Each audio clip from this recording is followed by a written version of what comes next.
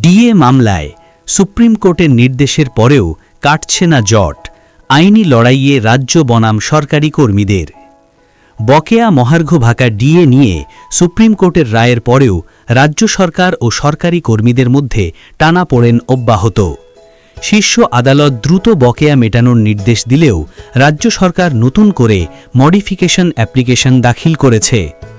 অন্যদিকে আদালতের নির্দেশ অমান্য করার অভিযোগে সরব হয়ে রাজ্যের 3টি কর্মী সংগঠন confederation of state government employees, সরকারি কর্মচারী পরিষদ ও সংগ্রামী যৌথ মঞ্চ পৃথক 3টি আদালত অবমাননার মামলা দায়ের করেছে। বর্তমানে সর্বোচ্চ আদালতে রাজ্য বনাম সরকারি কর্মীদের এই লড়াই 1 বনাম 3 মামলার রূপ নিয়েছে।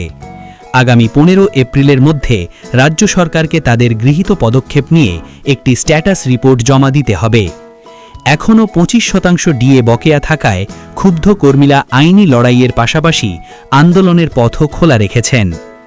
রাজ্য সরকার 4% ডিএ ঘোষণা করলেও কর্মীরা একে পর্যাপ্ত মানতে নারাজ।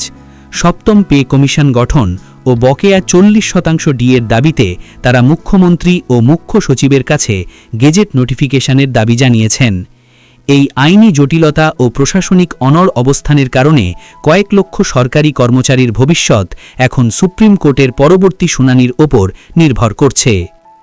ভিডিওটি ভালো লাগলে অবশ্যই লাইক করবেন, কমেন্ট করবেন এবং শেয়ার করবেন। এই ধরনের নতুন নতুন ভিডিও পাওয়ার জন্য অবশ্যই আমাদের এই চ্যানেলটিকে সাবস্ক্রাইব করে রাখুন। এইবারে কিন্তু নিয়মিত আপডেট দেয়া হবে, তাই চ্যানেলটিকে সাবস্ক্রাইব করে রাখতে ভুলবেন না। কমেন্টে আপনারা কোন ডিপার্টমেন্টে কাজ করছেন অবশ্যই নিচে আপনাদের ডিপার্টমেন্টটি জানিয়ে যাবেন, যাতে করে পরবর্তী আপনার কোনো আপডেট আসলে, আপনার ডিপার্টমেন্টের কোনো আপডেট আসলে অবশ্যই নোটিফিকেশনের মাধ্যমে পেয়ে যাবেন।